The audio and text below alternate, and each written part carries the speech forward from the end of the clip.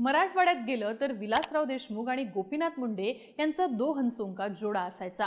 तेच पश्चिम महाराष्ट्रात आलं की विलासराव आणि सुशील कुमार शिंदे या दोघांना दो हंसों जोडा म्हटलं जायचं। विलासराव गमतीने म्हणायचे की काहीही झालं तरी मी या जोडीत कायम राहतो। हे जोडीचं राजकारण महाराष्ट्रात तसं दिसणं बंद झालं होतं। विधानसभेच्या सेशनमध्ये एकमेकांच्या डब्यात जेवण करणारे नेते दुर्मिळ झाले होते। राजकीय मतभेद हे द्वेषात बदलले होते आणि याच काळात राज्यामध्ये देवेंद्र फडणवीस आणि अजितदादा ही नवीन जोडी तयार होत होती। हे दोन्ही नेते एकमेकांना पूरक होते। राजकारणातल्या एकमेकांच्या वजाबाक्या भरून काढत ते एकमेकांच्या बेरजा वाढवत होते। राजकीय विरोध मतभेद हे होतेच, पण फडणवीस आणि अजितदादांचा बॉन्ड या पलीकडचा होता। तो नेमका काय होता हे आज मुद्दामून सांगायचंय। अजित पवारांचं अपघाती निधन झालं म्हणून फडणवीस आणि दादा हा बॉन्ड कसा होता हे सांगायचं नाहीये, तर अजित पवारांच्या निधनानंतर काही महाभागांनी नेहमीप्रमाणे देवेंद्र फडणवीसांना टार्गेट करत त्यांच्याकडे बोट दाखवले। अनाजीपंत असं हिणवत कटकारस्थानी म्हणून त्यांचा उल्लेख करण्यात आलाय।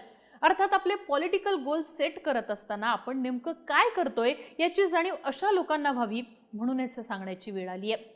काय होती ही जोडी आणि ही जोडी तुटल्यामुळे देवेंद्र फडणवीसांसहितच महाराष्ट्राचं काय नुकसान होणार आहे हेच पाहूयात या व्हिडिओतनं। नमस्कार, मी आरती आणि तुम्ही बघताय बोल व्हिडिओ। 2014 साली देवेंद्र फडणवीस राज्याचे मुख्यमंत्री झाले। त्याच्यापूर्वी फडणवीसांनी सिंचन घोटाळ्याचे आरोप करून अजित पवारांची पळताभुई थोडी केली होती। घोटाळ्याचे पोस्टर बॉय म्हणून अजितदादांची जी इमेज माध्यमांमध्ये झाली त्यासाठी अर्थात फडणवीस कारणीभूत होते, पण हे राजकारण होतं। इथनं पुढे फडणवीसांनी दादांच्या बाबतीत राजकीय मर्यादा या आखून घेतल्या। अगदी कालपर्वाच्या विधानसभेत अजित पवारांनी खुलासा केला होता की मुख्यमंत्री झाल्यानंतर सिंचन घोटाळ्याची फाईल कुणी पुढे केली, कारवाईची दिशा कुठनं सुरू झाली। अजित पवारांना उघड्या डोळ्यांनी त्यांचं कोण लांबचं कोण हे फडणवीसांनी दाखवलं असावं। तरी सुद्धा विरोधात अजित पवार आणि सत्तेत देवेंद्र फडणवीस हे राज्याचं समीकरण होतं आणि अर्थात लोकांना ते आवडत होतं। त्यानंतर एकाएकी लोकांना या दोघांना पहाटेचा शपथविधी पार पडताना पाहावं लागलं। अजित पवार हे गद्दार झालेत म्हणून दादांवरती चौफेर टीका व्हायला लागली। पण बऱ्याच काळानंतर कोणत्या उद्योगपतींच्या घरात कोणाकोणाच्या उपस्थितीत कोणत्या मीटिंग झाल्या होत्या, कोणता शब्द दिला गेला होता याचा खुलासा दादांनी केला। अजित पवार भाजपसोबत जाईपर्यंत या विषयावरती तसे बोलले नव्हते। विशेष म्हणजे फडणवीसांनी सुद्धा हा खुलासा केलेला नव्हता।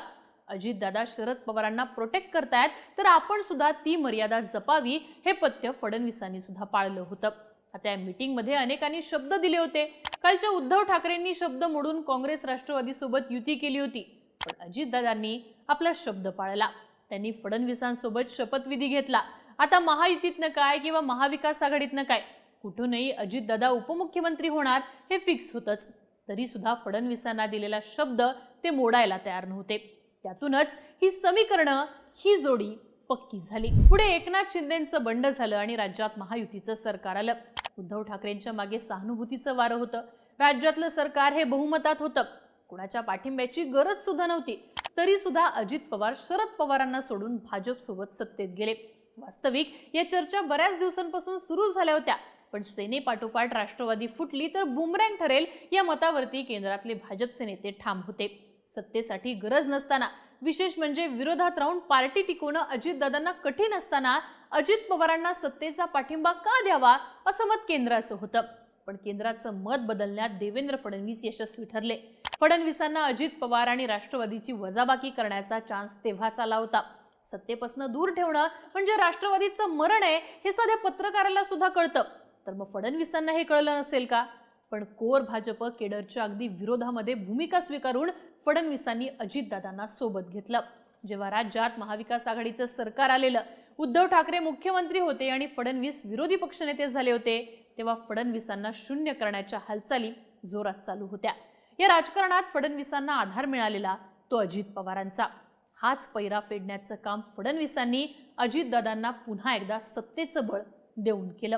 राज्यात शिंदे मुख्यमंत्री आणि अजित पवार फडणवीस उपमुख्यमंत्री हे चित्र दिसायला लागलं। लोकसभेच्या निवडणुका झाल्या आणि राज्यात भाजपचं पाणीपत झालं। या पराभवाचं खापर फुटलेलं फडणवीसांवर। संघाच्या अंतर्गत वर्तुळातनं अजित पवारांना सोबत घेतल्याची चूक फडणवीसांनी केली आहे असं उघडपणे बोललं जाऊ लागलं। मराठा राजकारणातनं वजा होण्याचं राजकारण फडणवीसांभोवती आखण्यात आलं होतं. अर्थात इथं बंद दारामागे काही होत नाही, मी आहे हा शब्द अजितदादांनी सुद्धा नेहमीप्रमाणे दिलेला होता.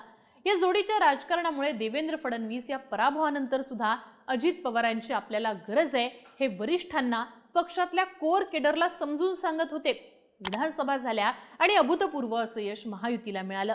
विजयानंतर झालेल्या पत्रकार परिषदेत हे दोन्ही नेते एकमेकांना आलिंगन देताना महाराष्ट्राला दिसत होते. यानंतर सुद्धा अजितदादांना दूर करण्याचं राजकारण राज्यात होत राहिलं. कधी कुबड्या म्हणून तर कधी सत्तेची गोळाबेरीज सांगून भाजपचं कोर केडर अजितदादांना दूर करावं या विचारात होतं. त्यातनंच पुढे मग पार्थ पवारांचं प्रकरण बाहेर आलं.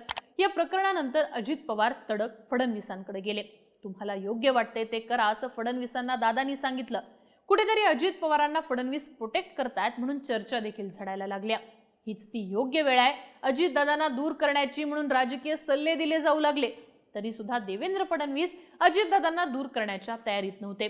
कधी संघ, कधी पक्षाचं केडर, तर कधी स्थानिक नेते यांना ते अजितदादांची गरज समजावून सांगत राहिले. अशातच महानगरपालिका आल्या. आपल्या पहिल्याच भाषणात आम्ही मैत्रीपूर्ण लढत करू असं फडणवीसांनी स्पष्ट केलं. स्थानिक पातळीवर अजितदादांनी मात्र भाजपच्या नेत्यांना शिंगावर घेतलं. तरी सुद्धा फडणवीस शांत राहिले. योग्य ती मर्यादा सांगून ते मैत्री जपत होते. अजित पवारांनी सुद्धा आपली टीका स्थानिक पातळीवर ठेवली आणि आपली लक्ष्मण रेषा आखून घेतली.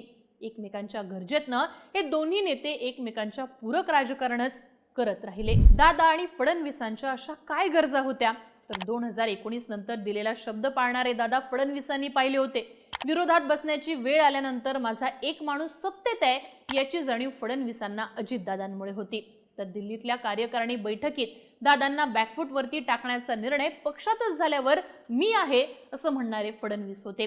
मराठा पॉलिटिक्स, घराण्यांचं राजकारण या फॅक्टरवर अजित पवार फडणवीसांना व्हॅलिडेशन देण्याचं काम करत होते. तर संघ परिवाराच्या फॅक्टरवर अजितदादांना व्हॅलिडेशन देण्याचं काम फडणवीस करत होते. हे दोन्ही नेते एकमेकांसाठी होते. ज्यातनं काही झालंच असतं तर महाराष्ट्राचं भलंच झालं असतं. विलासराव गेल्यानंतर कोणी गोपीनाथ मुंडेंकडे बोट दाखवलं नव्हतं. गोपीनाथ मुंडे गेल्यानंतर कोणी सुशीलकुमार शिंदेंकडे बोट दाखवलं नव्हतं. पण आत्ताचं राजकारण बदललेलं आहे. ते कमालीचं द्वेषाचं झालेलं आहे. या द्वेषाच्या राजकारणाला फाट्यावर मारून पुढे येणारी ही अजून एक जोडी होती. त्यामुळेच फडणवीसांकडे बोट दाखवत अनाजी पंत कारस्थानी म्हणून कमेंट करणाऱ्यांच्या बुद्धीच्या वैचारिक दारिद्र्याबाबत कीव करू वाटते.